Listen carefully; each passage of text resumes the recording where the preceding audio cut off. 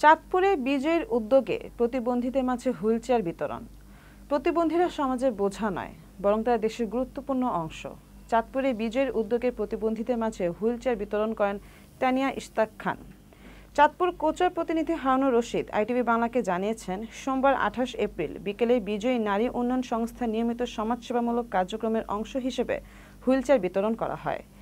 চাঁদপুর পুরান বাজারের 2 নং ওয়ার্ডের বাসিন্দা ফারহানা জন্ম থেকেই শারীরিক প্রতিবন্ধী, যার সময় কাটে সারাক্ষণ ঘরে বসেই। বাহিরে আলো বাতাস থেকে বঞ্চিত সে। তার বাবা একজন নৌকা চালক। পারিবারিক চাহিদা মিটিয়ে আদরে মেয়ের জন্য আলাদা কিছু করার সামর্থ্য না থাকায় হুইলচেয়ার কিনতে পারছিলেন না।